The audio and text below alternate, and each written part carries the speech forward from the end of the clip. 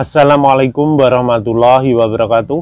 Halo teman-teman, ketemu lagi dengan Caraku 55. Kali ini saya akan membahas burung murai batu yang kita lombakan itu di lomba itu sering turun sangkar, dari sangkar ngelantai atau ngepel di bawah. Burung murai batu ngelantai yang saat kita lombakan ini juga kadang kita membuat bingung dan geram, karena burung yang awalnya itu sudah tampil ngoceh, kicauan, bahkan ngotot, tapi akhir atau sebelum lomba, pertengahan, bahkan pertemuan lomba itu bisa turun, atau bahkan dia turun bentar langsung loncat lagi ke tangkringan. Ya ini yang jadi mengurangi nilai ya. Jika tampilannya itu kurang bagus, kemungkinan besar ini dis. Tapi jika ada tampilan awalnya atau pertengahan masih bagus, itu bisa masuk nominasi. Saya sendiri pernah mengalami seperti ini. Jadi burung ini memang kebanyakan ya tergantung juga. Kadang ada burung yang muda, kebanyakan burung muda, meskipun nanti terbawa sampai ke burung yang sudah dewasa. Dari burung ini pengaruhnya sangat banyak teman-teman. Jadi bisa saja burung itu mentalnya kurang bagus. Karena gini, misalkan dia kebanyakan ini kalau kita lombakan, ada sebelah kiri atau kanan, dia mendengar tembakan dari murai lain yang lebih lancip, yang lebih landep. Itu burung emplengking langsung kaget, langsung dia biasanya gelabakan atau bahkan turun lantai langsung loncat. Meskipun tidak turun lama, tapi kalau sudah turun lantai itu ya pasti dis. Ini banyak faktor yang mempengaruhi ini semua ya. Memang yang pertama memang dari karakter burung ini. Kadang ada yang bisa sembuh, ada pula yang sampai dewasa masih seperti ini, masih tetap ngelantai aja.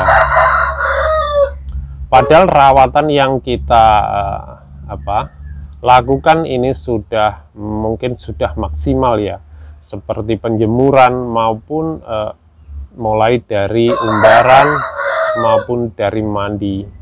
Karena kalau sudah karakter ini dibentuk, kalau sudah usia dewasa ini agak sulit, kecuali dari usia yang masih muda ya, usia setahun setengah, di bawah setahun, pastol kayak gitu, ini masih bisa kita cegah dan kita biasakan agar burung ini tidak ngelantai ngepel saat lomba.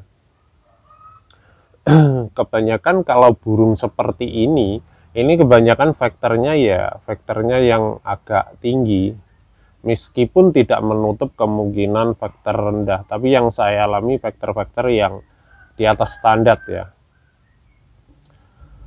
Terus burung ini kita rawat mulai F, padahal F sudah standar misalkan 5 pagi 5 sore, misalkan settingan. Sudah kita coba seperti itu, tetap ngelantai juga. Ini pengaruhnya bisa juga ya. Pertama, ini nanti mungkin beda-beda setiap burung. Pertama yaitu tangkringan. Tangkringan ini terlalu besar atau terlalu kecil sehingga burung ini tidak nyaman atau nyengkrapnya itu tidak kuat, kurang nyaman, istilahnya seperti itu dengan tangkringan tersebut. Ini bisa juga. Terus dengan tangkringan lainnya lagi yaitu tangkringan jarak atas sama bawah, saya alami itu pernah juga. Jadi kalau jarak atas sama bawah itu terlalu tinggi, dia pasti turun ke bawah kebanyakan. Jadi tangkringan yang bawah bawah sendiri sama atasnya, tangkringan satu sama tangkringan kedua ini terlalu jauh, sehingga burung ini dari atas biasanya langsung loncat ke bawah. atau dari samping ke sangkar, samping ruji baru langsung ke bawah. Dia ngotot, emosi pun ada, birahi pun ada. Itu sebaiknya agak dekatkan. Jadi misalkan ros bawah itu dikasih jarak seperti ini. Biasanya kan ada di sangkar itu ada tempelan yang kayak plastik gitu ya. Jadi agak jauh sekitar 3 cm dari ros. Terus yang atas itu ros kedua seperti ini. Ini untuk sangkar yang nomor 2 ya. Jadi jangan terlalu jauh jaraknya tangkringan tersebut. Ini saya pernah mengalami seperti itu. Jadi kalau saya turunkan terlalu jauh, ini dia pasti turun. Tapi kalau saya dekatkan gini, dia tidak jaraknya itu, teman-teman. Faktor lain yang pengaruh pada burung ini, settingan harian itu terlalu kencang. Misalkan kita porsi jangkrik maupun kroto, maupun ulat kandang maupun hongkong itu terlalu tinggi. Jadi membuat burung itu terlalu over emosi makan birahi. Ini bukannya mental ya, yang tadi yang pertama faktor mental atau karakter juga. Jadi emosinya terlalu tinggi saat ketemu lawan, dia mau narung mau apa ya istilahnya terlalu over, dia akan nyampe ngiri, nyampe nganan, loncat bawah, terlalu over, dan tenaganya bisa kurang, langsung dia turun ke bawah. Jadi ini sangat pengaruh pada semuanya ya. Ada juga karena burung itu saat settingan di rumah sudah tinggi, gimana ngakali jika di rumah itu sudah stabil, misalkan tidak terlalu over dengan settingan jangkrik 5 pagi 5 sore, ini sudah stabil saat di rumah. Ini untuk mengakali hal ini, saat mau naik lomba itu bisa dikurangi EF-nya teman-teman. Misalkan jangkrik tadi harian 5 pagi 5 sore, itu teman-teman coba mau berangkat itu agak jauh, misalkan 2 jam sebelum berangkat itu diberi jangkrik porsinya di bawahnya, jadi seperti 3 atau 4. Jadi dicoba mana saat mau naik ini diturunkan. Terus kroto, karo kroto mau naik diberi kroto ya diberi kroto diturunkan. Terus kalau mau beri huka atau uha itu juga diturunkan dikit. Jadi penurunan ini bertahap teman-teman, tidak langsung turunkan banyak, tidak. Hal lain ini bisa juga sebelum berangkat lomba, itu 2 jam sebelum lomba atau bahkan 2 jam setengah, itu bisa teman-teman mandikan dulu. Kalau mandi kurambah ya mandi kurambah, kalau mandi cepuk ya dipenuhi cepuknya biar dia mandi. Usahakan ini dimandikan. Tetapi jika tidak mau mandi, teman-teman semprot, saya tidak menyarankan nyemprot, karena disemprot ini burung cenderung nantinya akan giras teman-teman. Tapi juga bisa disemprot dengan halus saja. Misalkan mau berangkat disemprot halus agar burung-burung bulu-bulunya ini agak basah dikit. Hal lain bisa juga teman-teman saat di lomba kira-kira kurang 1 sesi atau 3 sesi bahkan 2 sesi, itu bisa mengelap tangkringannya dengan kain basah. Itu dilap aja, cuma dilap aja ya teman-teman, gitu aja.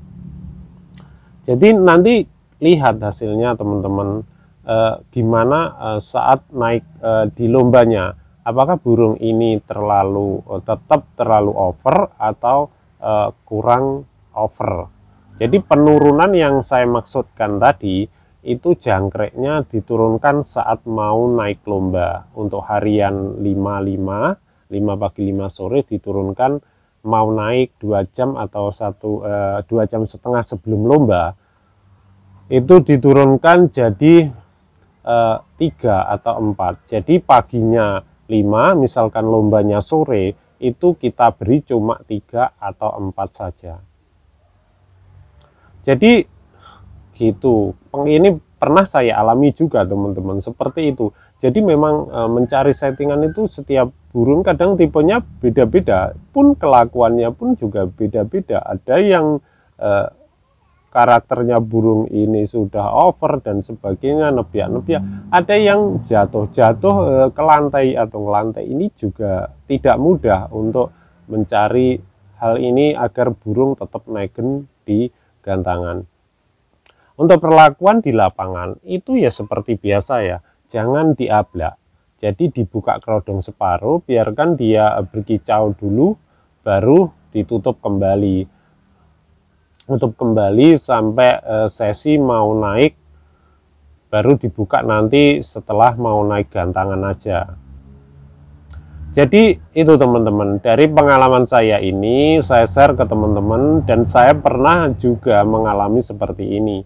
Mungkin cocok buat teman-teman, bisa jadi referensi, dan tinggal teman-teman ngotak-ngatik ya untuk settingan mau naik lomba. Untuk burung yang seperti ini dari EF, saya alami EF dari harian itu standar aja, tanpa ada kenaikan hari H atau hari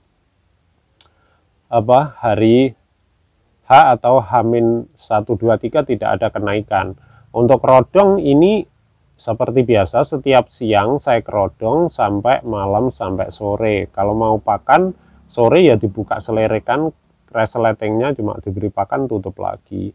Seharian seperti itu, tidak ada perubahan baik harian maupun lomba, baik perlakuan maupun rodong.